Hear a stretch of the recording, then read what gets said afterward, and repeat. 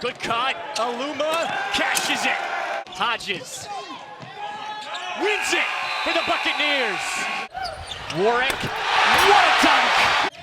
CJ bottoms. Burt accelerates into the front court. Layup for the lead. Yes! My goodness. Washington fights for two and a foul. The Elam ending. Who's got the slingshot?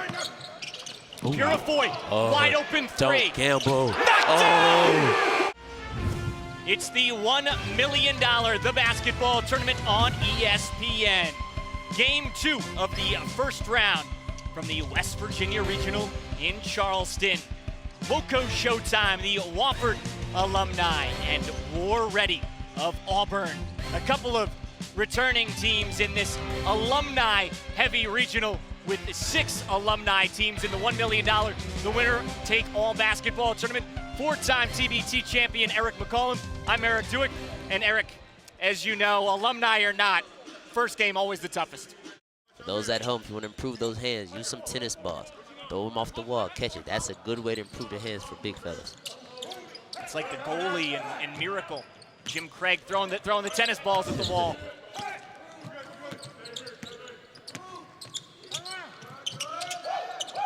Purifoy deep, drains it. I really like how he shoots the ball. 6'7", you know, good 225, 230. He has good touch, he has range, good lift on the shot. Seeing his strength already finishing inside. I like what I'm seeing from the perimeter. Rousey answers. That's one of the Splash Bros, the TBT Splash Bros. And a former TBT champion with the Golden Eagles of Marquette. Andrew Rousey can really shoot it. You got to get out there. He's letting them know. He's letting the team know, you better come out there and guard me. And him and Fletcher McGee, I told you, when they step past half court, you have to have a hand up. You got to force them to be drivers. And that's a three that they needed to go down.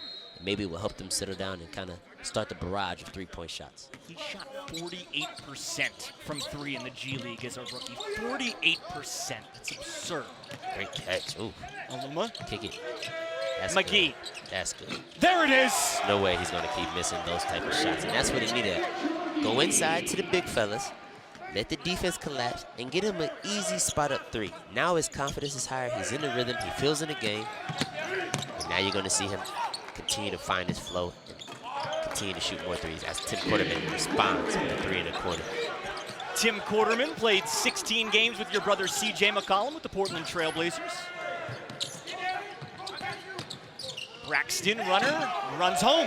Good offense, and that's just showing the development of Fletcher McGee. Oftentimes he would have came off that screen and looked to force that 3. That time he split it off the screen, got into the paint, 2 feet in there, kicked it out, found an open teammate who then attacked and finished with the floater. That's the growth that the team needs, not to just settle for 3s every time, but to find some paint touches. Perhaps Woco finding its rhythm a little bit?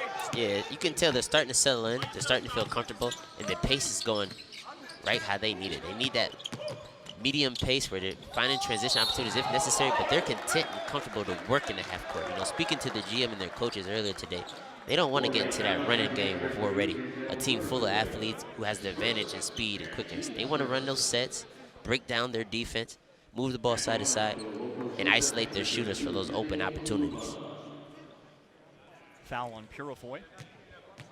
So we see these great shooters, the great bigs. The one element that's a little to be determined, where's my slasher? Where's my Dominique Jones? I know there aren't a lot of those guys out there, but who's getting you those points on the drive?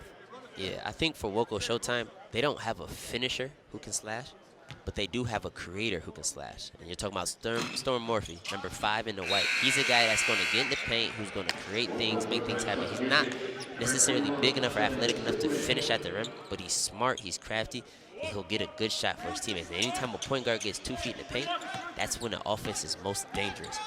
And for War Ready, I think that guy has to be Williams. He showed it early with his speed, getting to the basket, and Mustafa Heron.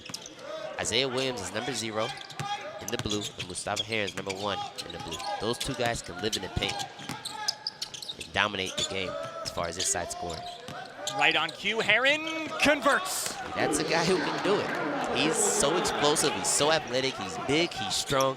He's a guy who should never settle for a jumper. Not that he can't shoot. no disrespect there, but driving to the basket is so easy for him. Why would I take this jumper? McGee, step back, pure. It's all because he got that first shot to go, an easy one. Now that step back is a little bit more difficult, high level difficulty shot. But because you get that first one to go, you get the monkey off the back, now you feel comfortable to shoot those tough shots. Dunnins muscles it home. And that goes back to that international growth of his game. We didn't see a whole lot of step backs out of him in Spartanburg, South Carolina. No, not at all. And that's the key with a lot of these players. They continue to develop, continue to grow themselves and becoming big-time players. And a lot of people haven't seen them play in a while, but this is the beauty of the TBT. You're getting to see your favorite college players, some guys who are playing professionally, and now you're seeing the growth and the improvements that they've made in the games. Great nice cut. pass. Rousey blocked. Got time. Be patient. Got time. Inside 3 minutes and a timeout. But Woco showtime with some rhythm.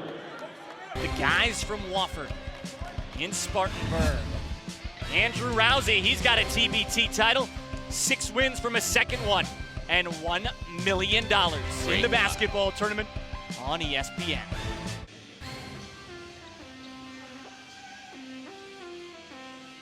Six alumni teams in Charleston, West Virginia. The money team, not an alumni squad. They're on the ropes to 1 seed. Eric, you're on the edge of your seat.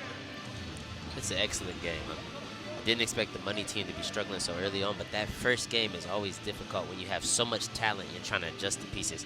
But it's going to come down to that slingshot inning. We got a dandy out there in Dayton. Great game. Right there. Ooh, misuse of the even in the timing. Jimmer going coast to coast shooting too. It's going to be interesting going into that slingshot. And you know Jimmer's usually money on ESPN there. Former lottery pick. Look at that misuse. You're up 2. The Elam inning is approaching. Just dribble it out, call the timeout. You're the underdog. Don't want to take any chances there. Heron blocked Goodwin.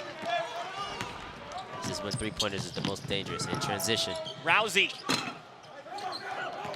Jimmer already part of one semifinal team with Team for Debt, but now part of the money team, backed by Floyd Money Mayweather.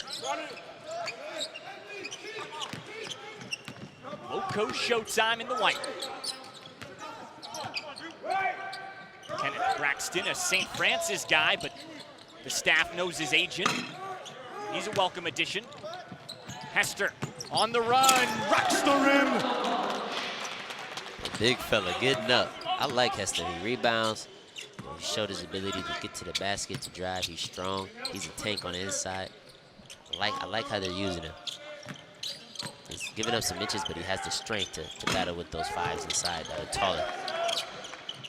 Ryan Harson could use Hester at linebacker with that body. Braxton buries it. Good shot, good confidence. Braxton just missed the last 3-point shot, but he didn't hesitate. Got his feet set, hit the next one. Good shot. TJ Dunnins, Auburn 2017. McGee defends.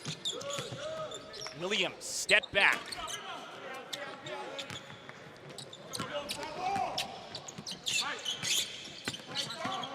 It's good defense.